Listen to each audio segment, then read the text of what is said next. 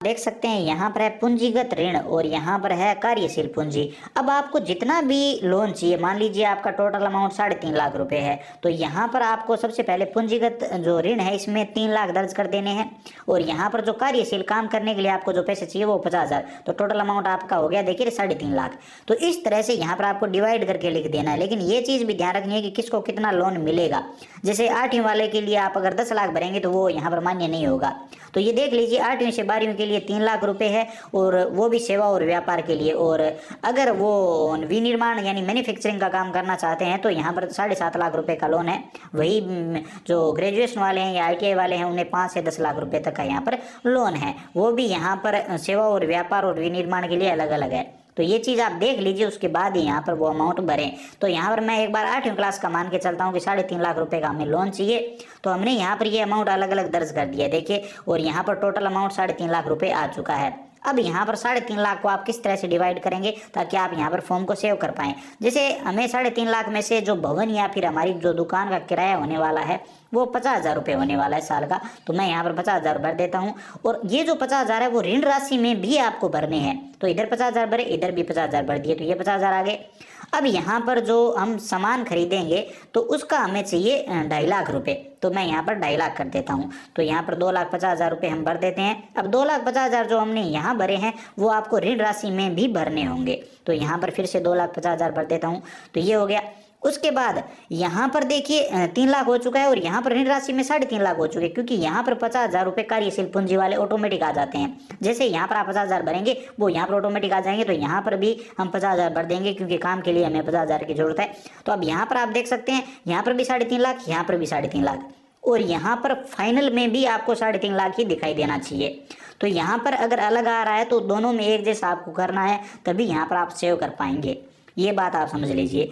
इसी के साथ यहाँ पर आप देख सकते हैं ऊपर यहाँ पर 3.5 लाख रुपए है। यहाँ पर टोटल अमाउंट जो हमने लोन का भरा है वो 3.5 लाख है। अब यहाँ पर भी 3.5 लाख है, यहाँ पर भी 3.5 लाख है और यहाँ पर फाइनल में भी 3.5 लाख है। ये चारों अमाउंट एक जैसे होंगे तो ही यहाँ पर आप फॉर्म को सेव कर पाएंगे। देखिए पूंजीगत ऋण और जो कार्यशील पूंजी है वो हमने अलग अलग लिखी है। आप यहाँ पर टोटल अपने हिसाब से अलग अलग करके लिख दीजिए, आपको काम के लिए कितना चाहिए और आप कितना लोन लेना चाहते हैं वो लिख दीजिए। बाकी यहाँ पर जो अमाउंट है वो एक जैसा होना चाहिए। यहाँ पर देखिए 3.5 लाख, यहाँ पर 3.5 लाख और फाइनल में भी 3.5 लाख।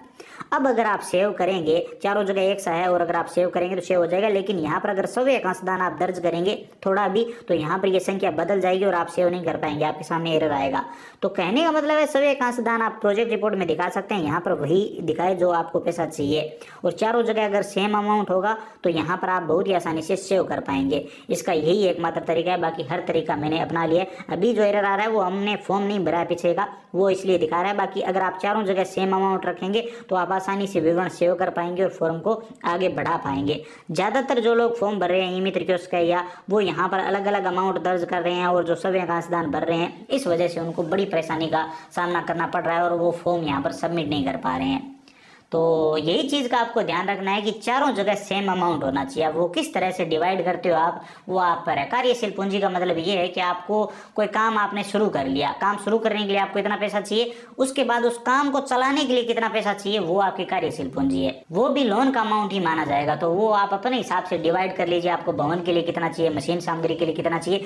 लेकिन वो जो ऊपर आपने ऋण राशि दर्ज की है कि 3.5 लाख रुपए हमें लोन चाहिए, उसी में से आपको डिवाइड करते जाना है और वही लास्ट में जो है वो टोटल जो है वो 3.5 लाख ही आना चाहिए। ये 3.5 लाख का मैं उदाहरण लेके चल रहा हूँ, बाकी आपका 5 लाख 10 लाख भी हो सकता है। तो वो आप अपने हिसाब से यहाँ पर डिवाइड करके चारों अमाउंट एक जैसा रखेंगे तो बहुत ही आसानी से सेव कर पाएंगे। बाकी अगर आपके पास कोई और बेहतर तरीका है तो आप कमेंट सेक्शन में बता सकते हैं। बाकी हर तरीका मैंने यहाँ पर अप्लाई करके देखा है, सवयक अंशदान दर्ज करके देखा है, वो काम नहीं कर रहा है। यही एकमात्र तरीका काम कर रहा है जिससे फॉर्म आगे बढ़ रहा है।